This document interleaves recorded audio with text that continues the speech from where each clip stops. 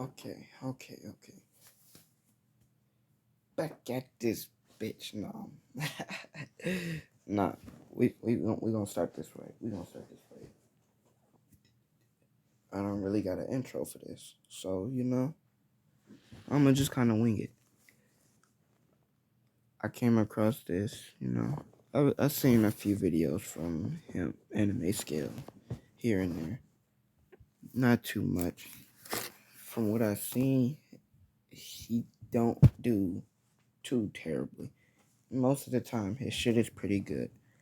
At least when, talking about, Naruto-related power scaling. But, the reasoning he gives for it usually isn't, the best. But the placements are fine. But this video in particular, I found kind of off-putting. At least from a power scaling perspective. But enough of all that. We just gonna get into this bitch. And we gonna, react to it. I'm gonna give my own thoughts, kind of place or tell my disagreements and my placement of where I think certain characters should go or the gap that should be. But enough talking. We just gonna get into it. Will not let them win. I won't stop till the end. No.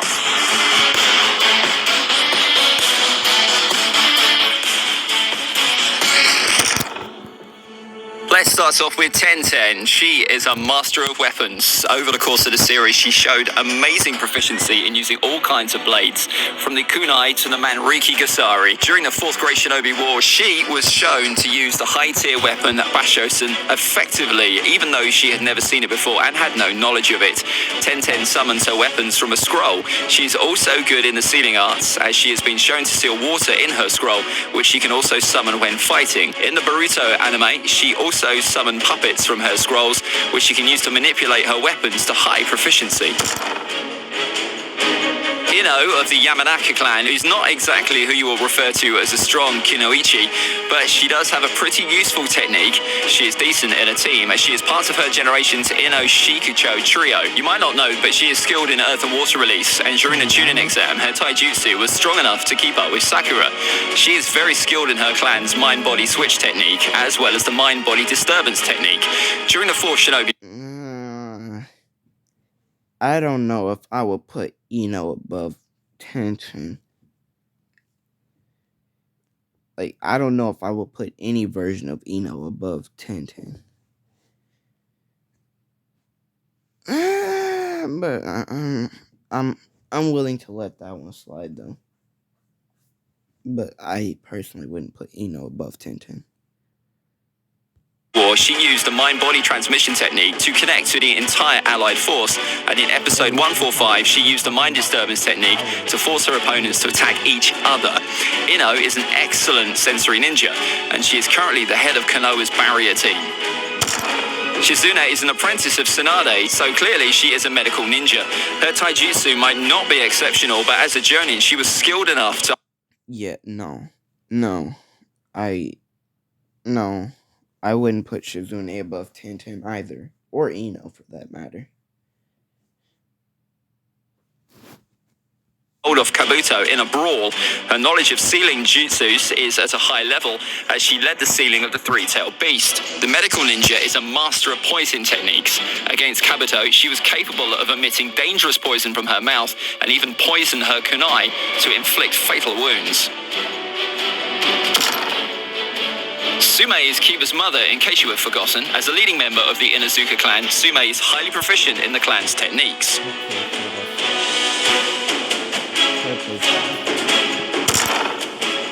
Karui, the Kumagakure Kinoichi, is quite skilled in lightning release, and she's also a capable swordsman.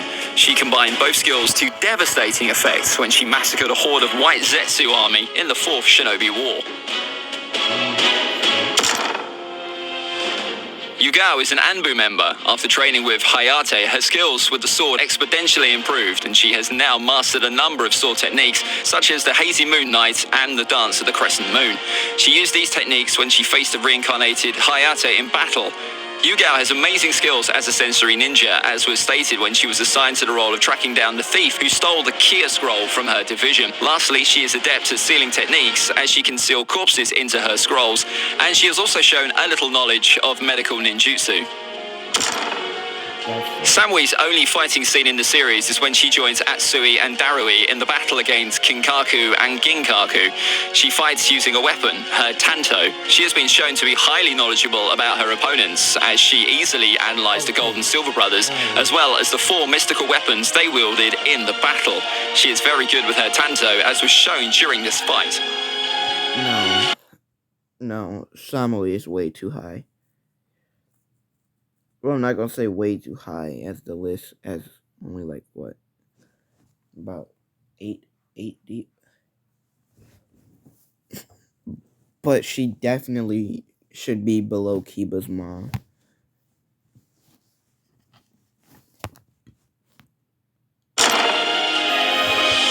Fu is the first Jinchuriki on this list, and she is the host of the Seven Tails. Being a Jinchuriki, she is a highly skilled shinobi with notable speed and stamina, as was shown when she arrived first at Tsunagakure during a race. Her speed and stamina, especially in flight, were also evidence that she could evade several of Killer Bee's attacks. Fu is also capable in defense, as she is able to produce a cocoon to slow down her chakra extraction. She used this technique against Hoichi when he tried to extract the Seven Tails from her.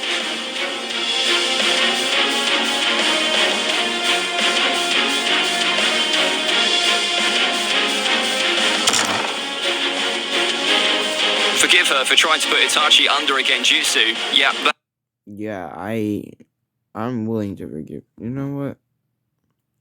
Personally, I think she's placed a little bit too high, but this one I'll let it pass. It was a stupid move. Kurenai is a genjutsu prodigy, and after Itachi left the village, she was seen as Konoha's #1 genjutsu user. Asuma's baby mama is also capable of moving through surfaces, as we saw during her battle with Itachi and Kisame, as she could pass through trees. Anko, apart from being Orochimaru's student, is also the only survivor of Orochimaru's Cursed Seal of Heaven.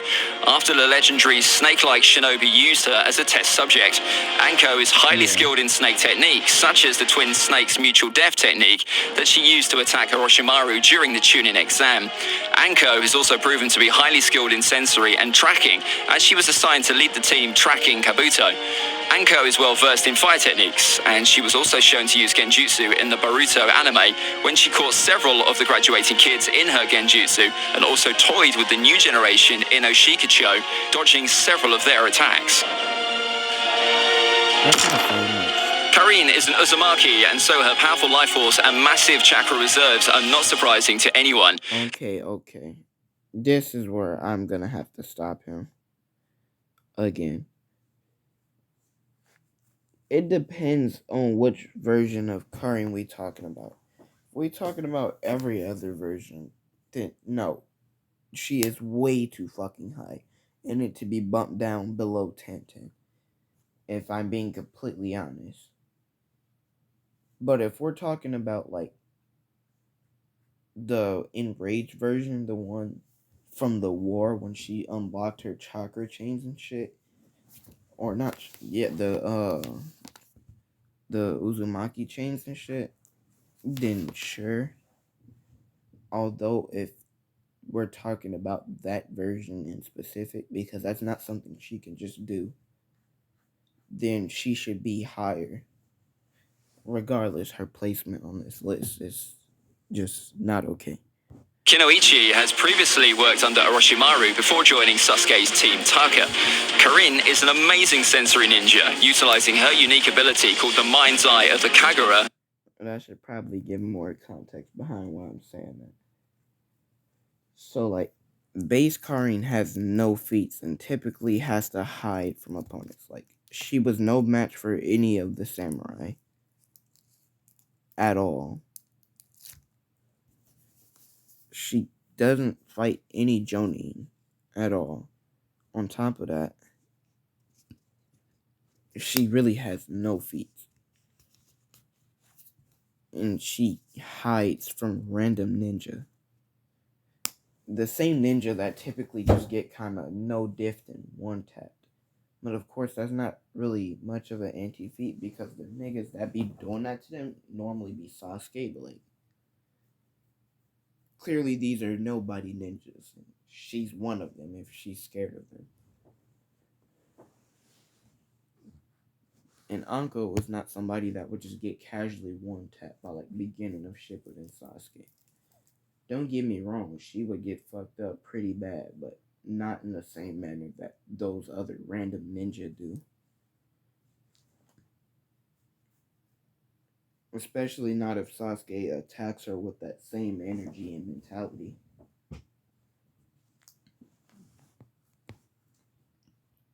But if with the chakra chains, right, she completely demolished that fucking Yamato White Zetsu Wood Buddha thing that was holding back the third Hokage and a fatigued five Kage.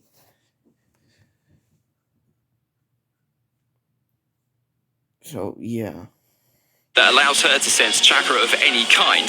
Her sensory skills are so advanced that she can distinguish a specific individual from a crowd, even at a far distance. As an Uzumaki, she is also skilled in sealing techniques, as was shown during the war, when she destroyed a portion of Yamato's giant wooden statue using the adamantine sealing chains technique. However, this power level does not take into account her sealing chains, and you will see a specific power level attributed to this version. This applies also to Kushina and Mito. Another Uzumaki on the list, none other than the red-hot Habanero Kushina, the mother of Naruto. Even as a kid, she was described as strong and fierce. Among the Uzumakis, famed for their life force and chakra, she was a special one. Her chakra reserves were immensely large, with a more powerful life force that enabled her to survive the tail beast extraction for some minutes and also muster enough power to aid Minato in the sealing technique after being impaled by the Nine Tails. She was renowned for her unique ninjutsu and received praises from the Sanins. As a master of the sealing art, she was shown to also use the adamantine sealing chains technique against the Nine Tails.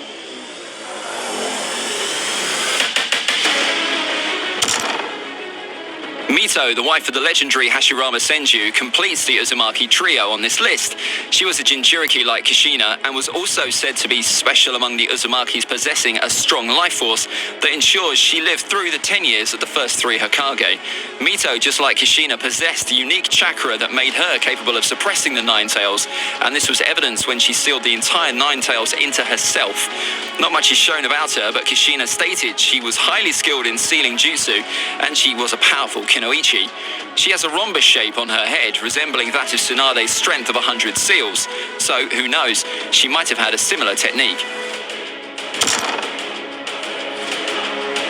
Temari is the elder sister of Gaara and is currently married to Shikamaru. So we're talking about Boruto Temari. Oh no, if we're talking about Boruto Temari, she should be way higher. Like, way higher. Even if we're just talking about War Arc Temari, we're talking about the same one that could react to and counter the third Raikage. And was the first nigga to actually be able to land a single hit on Madara. And blew him away at that. He didn't just eat that hoe. Specializes in long-distance combat and has been hailed as when the same lights of fucking and when the lights of Naruto, even though it was a shadow clone, Naruto shadow clones were no fucking joke at that point. Gaara and Onoki were all trying to tag team and just couldn't land a single hit. And when they did, he just blocked it and just kind of ate it. one of the best wind users in the world. She passed through the grueling and intense training of Tsunagakure, and even as a kid, she was strong enough to kill Kaiuyu, a member of the Sound 4, and also defeat Tenten with ease during the Chunin exam.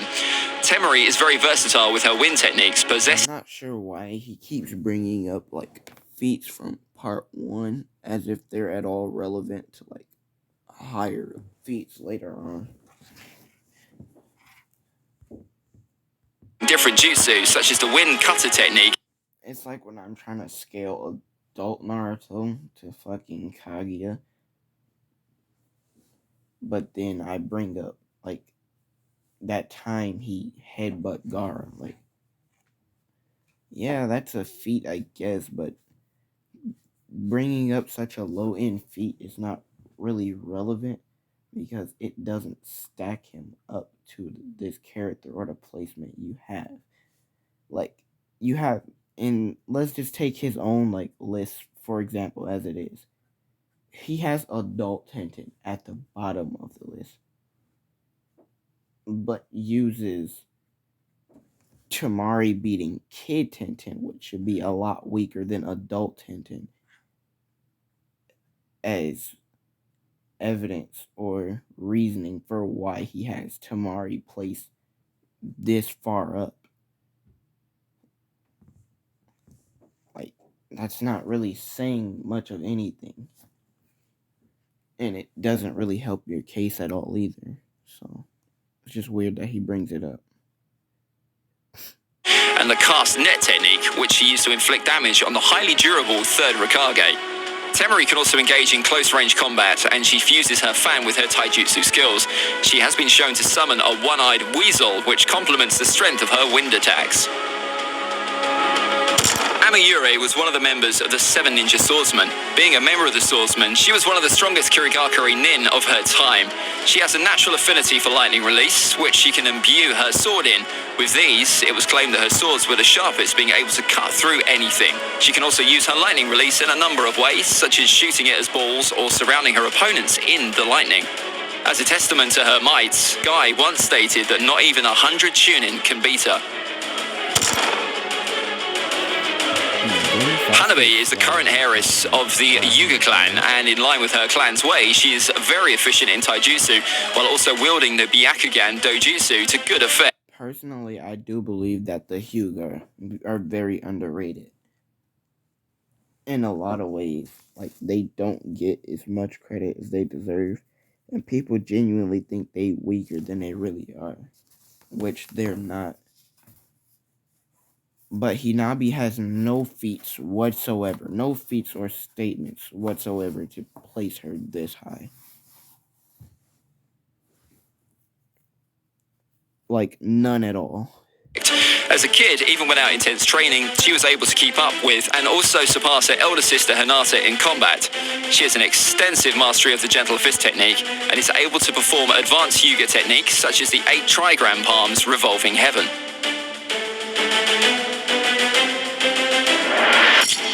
Grandma Chiyo was the grandmother of Sasori and the most respected puppeteer and poison expert in Tsunagakure. Besides being a puppet master, she is well skilled in ninjutsu, taijutsu, fuinjutsu, and medical ninjutsu. Her skills in fuinjutsu were evident when she sealed away the one-tailed beast inside Gaara. Her ninjutsu is puppet mastery, which allows her to control various puppets with her chakra threads. In the absence of puppets, she is also capable of attaching her chakra threads to humans and control them in place of puppets. Her most powerful technique is the White Secret technique, the Chikamatsu collection of 10 puppets, which allows her to contain 10 powerful puppets, each with a single finger. This technique is so powerful that it was said she used it to bring down an entire castle. Furthermore, she was able to use it to destroy Sasori's 100 puppet technique with the help of Sakura. Hinata, as a member of the Yuga clan, possesses the Byakugan, one of the most powerful Kekkei Genkai. Okay, Hinata is in the same boat as fucking Hinabi. She has no feet. Second of all, Hinata does not have Hamura's chakra, so I'ma just leave that at that. In the entire series. Amongst her abilities include the 8 trigrams, which is touted to be the strongest taijutsu when used in combination with the Byakugan. She was once able to use the 8 trigrams, twin line fists, to fend off pain for a brief moment, and also use the 8 trigrams 64 palms to repel one of the Ten Tails mini clones. Upon gaining Hamura's chakra from Teneri, she gained a considerable increase in her strength. Her strength increased so massively that she was able to help Naruto in destroying the Tenseigan. Yugito is a kunoichi from Kumagaki. Okay, this just pissed me off. So, Yugito, right? Like, you know what? I'll do 2 versions. First of all, like, let's just ignore like, let's just completely ignore fucking the fact that he said that Hinata has Hama's chakra, which is not true. Right? We gonna take it for face value, right? And I'm gonna use his arguments that he brought up for Hinata, such as her being able to fend off pain for a little while, or like for a brief moment.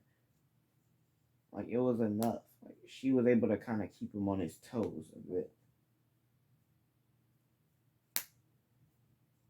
Versus Yugito, the one who pretty much got soloed by Kakazu, the same nigga that got demolished by base Naruto, and is only relevant to, and it was a fatigue based Naruto at that.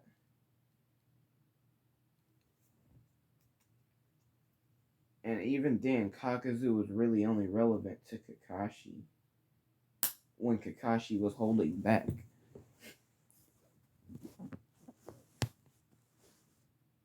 And then you got Yugito losing to Hidan and Kakazu, which, to be honest, I'm pretty sure Hidan carried that fight. But regardless, like, even if you want to ignore that, you essentially got her losing to, and they weren't going full power, or at least Kakazu wasn't.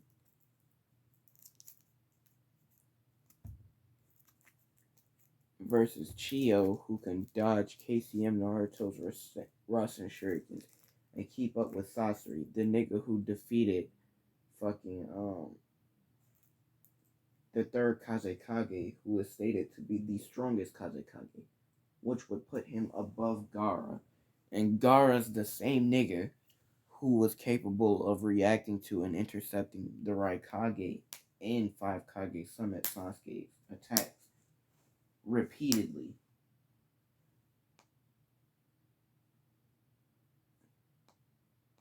That same Sasuke being relevant to Naruto, right? Who was somewhat relevant to Pain, the strongest nigga in the Akatsuki.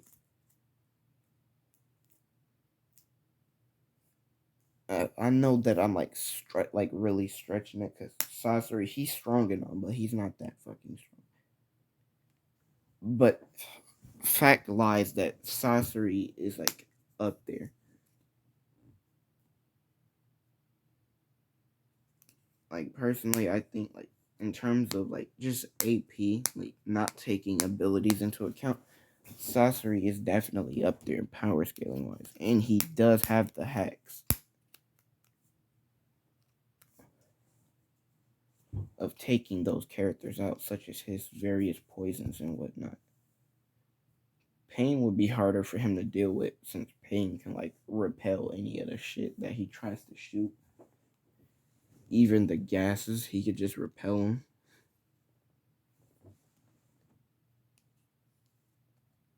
But at the same time, Sasori is like really like big on numbers. So like if you just keep overwhelming it until his almighty push roll or goes away, it's very likely that he could kill Pain by catching him with some poison. But yeah, Yugito has no business being this high. And the Jinchuriki of Matitabi. She has a natural affinity for fire release and is well skilled in ninjutsu and taijutsu. When using taijutsu, she is capable of growing claws on her fingers to attack her opponents. She's also capable of a trap she had previously laid. Pakura is a Tsunagakure Kinoichi, well known for her score, capable of producing flaming is a Kurigakure Kinoichi and the current Tsuchikage. She is a complete Kekkei Genkai with her army. She can also shoot molten lava at her opponent. I'm completely fine with this. However, I'm not fine with this. Like, if we're talking about just pure power and whatnot, then Conan shouldn't be this high. Unless you take the 10 billion or 100 billion paper bombs C into account. In which case, she can't just do that at any time she wants to. But if you take that as her feat and her max in power, then she should be higher. If not, she shouldn't be this high up alongside Kurasuchi. The only female member of the Akatsuki. She has an affinity. Worth mentioning is the short battle. Her paper ability so during their battle fall into an abyss. Mei is a konoichi. Mei is too high. From Kirigakure, and her strength made her attain the position cage active. Water release, she is able to fourth great ninja war has in her arsenal. Earth, water, fire, yin, and Tsunade being above Mei, I'm completely fine with. yang, nature releases. Her skills have earned praise from the likes of Madara, who claim that she's worthy of being a Kage. She has immense physical strength and is considered to be the best medical ninja of her time in the entire shinobi world. She also gained fame for being the only person to have ever been able to use antidotes to neutralize Chiyo's poison during the second great ninja fatality, as it allows to. Sakura is perhaps the most well-known female character and a member of the popular Team 7 alongside Okay, so personally, I think Sakura is placed a bit too high. Like, there's only about 2 characters on this list that I can see being above Sakura, or at least see that there's an argument for them to be above or up here. My issue, however, I won't fault people for thinking that she is the strongest. However, my issue lies in the fact that it's a tie between her and Tsunade, when that couldn't be any farther from the fucking truth. So, all in all, wait, is that the last one? Yeah, all in all, this list is pretty fucking bad. Yeah.